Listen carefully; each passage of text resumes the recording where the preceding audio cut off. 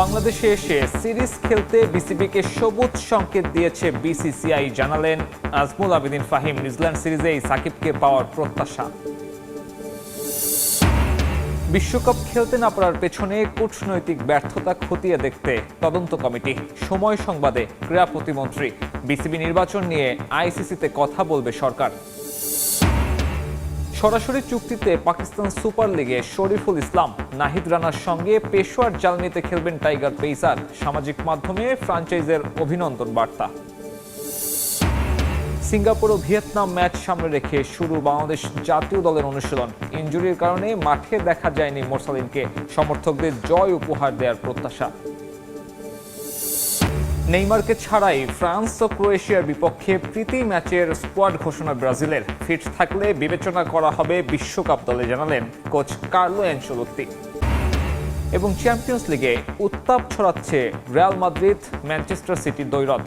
খাদের কিনারায় থাকা চেলসির সামনে পিএসজি, আর্সেনালের প্রতিপক্ষ বায়ার লেভারকুজেন। 3টি করে ওয়ানডে ও টি-20 সিরিজ খেলতে সেপ্টেম্বরেই বাংলাদেশ সফরে আসবে ভারত।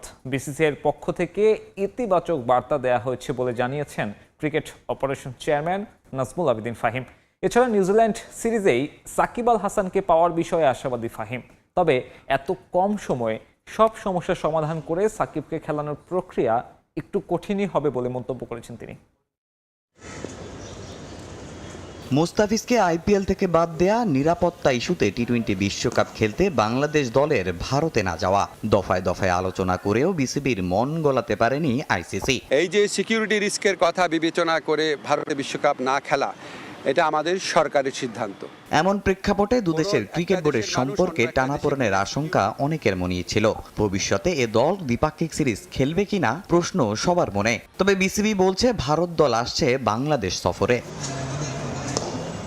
গত বছরের অক্টোবরে বাংলাদেশে আসার কথা ছিল ভারতের, কিন্তু দেশের পট পরিবর্তনে শেষ পর্যন্ত সিরিজ স্থগিত করে টিম ইন্ডিয়া।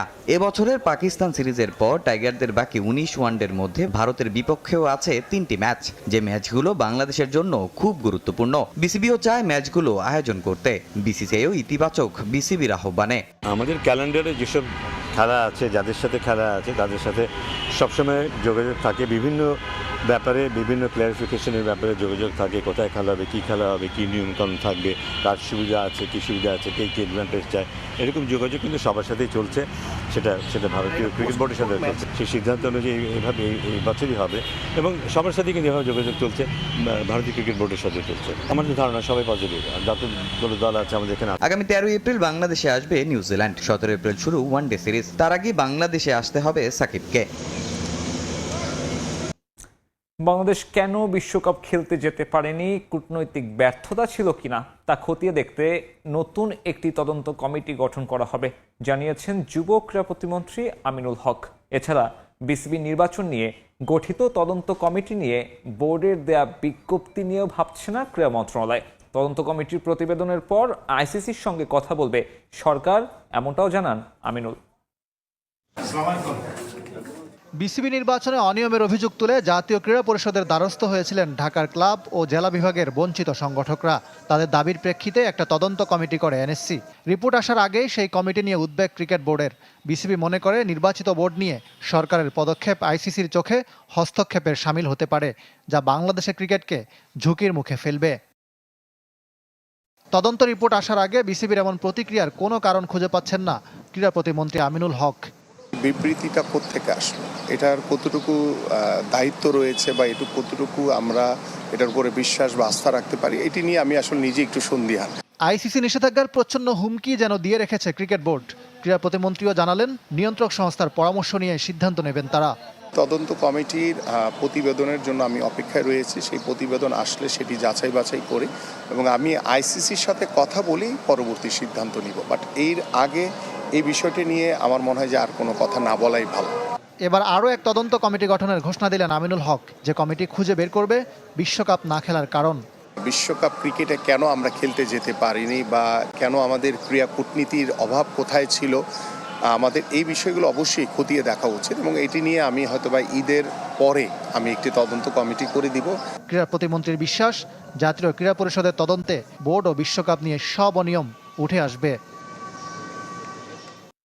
এবার পাকিস্তান সুপার লিগে দল পেলেন শরীফুল ইসলাম। নাহিদ রানার সঙ্গে পেশোয়ার জালমিতে খেলবেন টাইগার পেসার। নিলামে দল না পেলেও সরাসরি চুক্তিতে তাকে নিয়েছে জালমি। সামাজিক মাধ্যমে তারা লিখছে ইয়েলো স্টর্ম আরও শক্তিশালী হলো। আর শরীফুল লিখেছেন জালমিতে যোগ দিয়ে গর্বিত তিনিও। পাকিস্তান সুপার লিগের নাম লেখালেন আরও এক বাংলাদেশি ক্রিকেটার। নিলামে 1,10,00,000 মূল্যের ক্যাটাগরি থেকে তাকে না কিনলেও সরাসরি চুক্তিতে লুফে নিয়েছে পেশোয়ার জালমি। হলুদ জার্সিতে পিএসএল মাতানোর অপেক্ষায় শরীফুল ইসলাম। পাকিস্তানের বিপক্ষে সিরিজ জয়ের আনন্দে সামিল হয়েছেন তিনিও। তবে পেসারদের দাপটের সিরিজে কোনো ম্যাচ না খেলা নিয়ে কিছুটা আফসোস থাকতেও পারে। বল হাতে যে দারুণ ছন্দে ছিলেন শরীফুল, আর সফরকারী পাকিস্তানিদের সদ্য সমাপ্ত সিরিজে মোকাবেলা করতে না হলেও টাইগার পেসারের ফর্ম সম্পর্কে ভালোই জানা তাদের। সবশেষ বিপিএলেই গড়েছেন ইতিহাস। চট্টগ্রাম রয়্যালসের হয়ে 5.84 ইকোনমিতে 26 উইকেট নিয়ে এক আসরের সর্বোচ্চ উইকেট শিকারের কীর্তি গড়েন এই পেসার।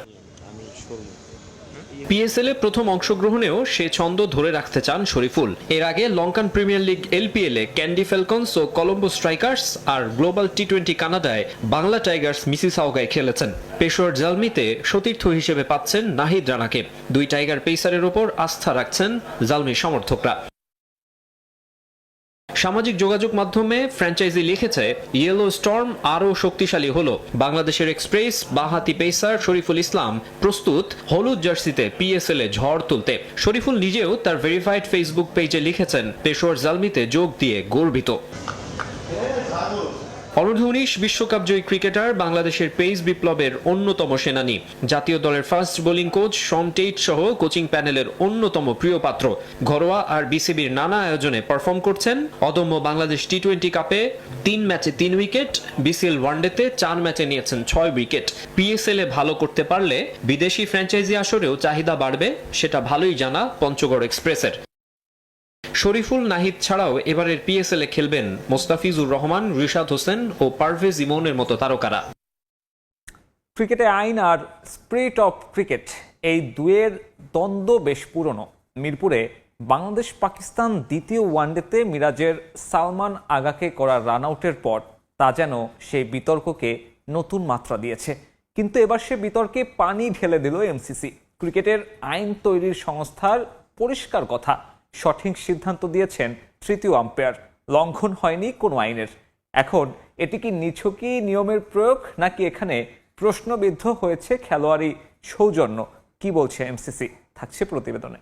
পর থেকেই শুরু হয় আলোচনা। অনেকেই প্রশ্ন তুলছেন দুই খেলোয়াড়ের সংঘর্ষের পর আম্পায়ার কেন বলটি ডেড ঘোষণা করলেন না। এই ব্যাখ্যাটাই এবার দিয়েছে এমসিসি। তাদের রুল বুক বলছে খেলোয়াড়দের ধাক্কা লাগলেই বল ডেড হয় না। এমনকি আগামী অক্টোবরে যে নতুন নিয়ম কার্যকর হতে যাচ্ছে সেখানেও স্থির হয়ে থাকা বলকে আম্পায়ার সেটেলড বা ডেড বলতে পারেন। তবে যদি কোনো ফিল্ডার সেই মুহূর্তে রান আউটের চেষ্টা করেন তাহলে সেই সুযোগ থাকছে না। কিন্তু মিরপুরে মিরাজ তাৎক্ষণিকভাবে রান আউটের চেষ্টা করেছিলেন, তাই বলটিকে ইন প্লে বা ম্যাচের অংশ হিসেবেই গণ্য করা হয়েছে। এটা শতভাগ সঠিক সিদ্ধান্ত।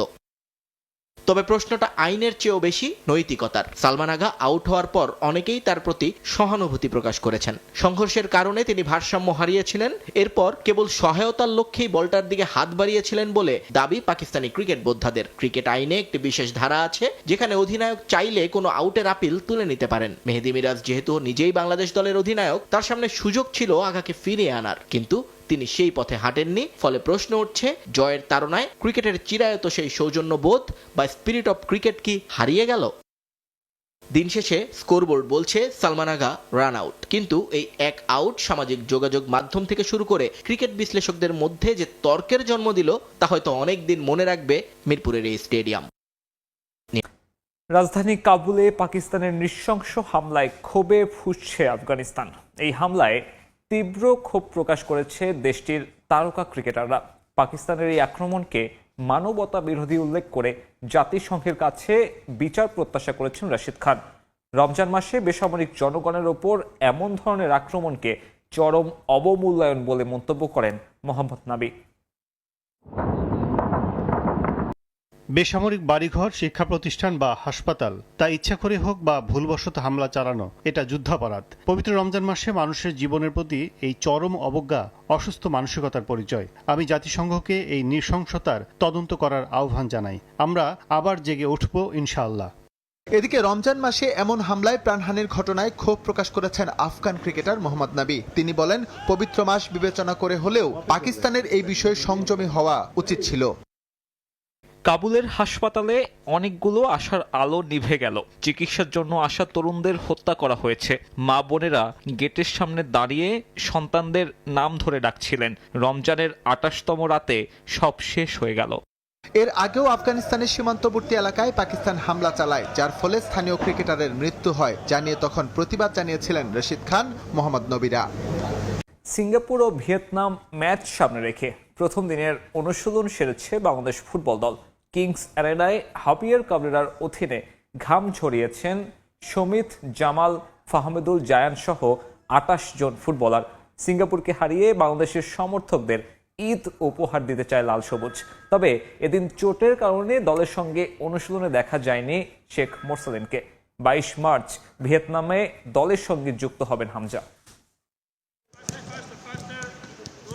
লম্বা একটা জার্নি শেষে সোমবার মধ্যরাতে দেশে এসেই পরদিন কিংস অ্যারেনায় জাতীয় দলের অনুশীলনে সমিত সোম। এই প্রথম অনুশীলনের শুরুর দিন থেকেই লাল সবুজদের সঙ্গে সমিত। স্বাভাবিকভাবেই লাইমলাইটটা নিজের করে নিয়েছেন কানাডিয়ান প্রবাসী ফুটবলার। অনুশীলনে আলো কেড়েছেন ফাহমিদুল ইসলাম। কার্ড জটিলতায় ছিলেন না ভারতের বিপক্ষে সিঙ্গাপুর ও ভিয়েতনাম ম্যাচ দিয়ে আবারও জাতীয় দলে ফিরছেন তিনি। চোট কাটিয়ে লম্বা সময় পর জাতীয় দলের অনুশীলনে বিশ্বনাথ ঘোষ। কিংস অ্যারেনায় অনুশীলনে ছিলেন ডাক পাওয়া ২৮ সদস্যের সবাই। ২২ মার্চ ভিয়েতনামে দলের সঙ্গে যুক্ত হবেন হামজা চৌধুরী। ২৬ মার্চ বছরের প্রথম ম্যাচে ভিয়েতনামের বিপক্ষে মাঠে নামবে লাল সবুজরা। এর ৫ দিন পর এশিয়ান কাপ বাছাইয়ে বাংলাদেশ দলের সিঙ্গাপুর পরীক্ষা। হোমে জয় না পেলেও অ্যাওয়েতে জয় তুলে নিয়ে বাংলাদেশের সমর্থকদের ঈদের উপহার দিতে চান শেখ মোরসালিন। ফ্যামিলির সাথে কেউ ঈদ করতে পারছি না, তো at the end of the day আমাদের চেষ্টা থাকবে যেন আমরা ভালো একটা রেজাল্ট করতে পারি এই আসন্ন দুটি ম্যাচে।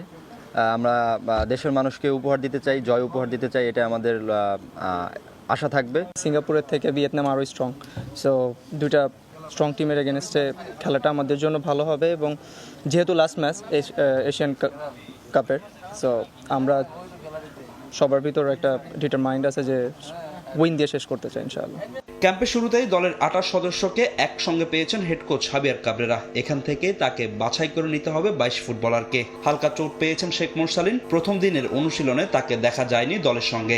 এক পজিশনে একাধিক ফুটবলার থাকায় কাবরেরার চূড়ান্ত স্কোয়াডে জায়গা করে নেওয়ায় এখন ফুটবলারদের কঠিন চ্যালেঞ্জ। কোচের মন জয় না করতে পারলে আছে বাদ পড়ার শঙ্কা। প্রত্যেকটা পজিশনেই এখন হার্ড পজিশন ধরে রাখা, সো পটেনশিয়াল প্লেয়ার আছে সব। যে খারাপ করবে সে টিমের বাইরে চলে যাবে, যে ভালো করবে সে টিমের সাথে থাকবে। সবাই একসাথে ফার্স্টে থেকে শুরু করলে টিমের কম্বিনেশন ভালো হয়। তো আশা করছি আমরা আগের তুলনায় আমরা এবার আরও সুন্দরভাবে প্রস্তুতি নিতে পারবো এবং ভালোভাবেই ম্যাচগুলো খেলতে পারবো। সিঙ্গাপুরের আগে আমরা ভিয়েতনামের ভালো একটি টিমের সাথে আমরা ফ্রেন্ডলি ম্যাচ খেলার সুযোগ পাবো। তো এটা আমাদের সিঙ্গাপুরের ম্যাচে খেলার আগে একটা বাড়তি একটা অনুপ্রেরণা বা সবাই নিজেকে ভালোভাবে আরও ঝালিয়ে নিতে পারবে। সিঙ্গাপুরকে হারিয়ে পয়েন্ট টেবিলের ২ থেকে এশিয়ান কাপের বাছাই শেষ করতে চায় বাংলাদেশ। সেই লক্ষ্যে দেশের মাটিতে কঠোর অনুশীলনে জায়ান, জামাল,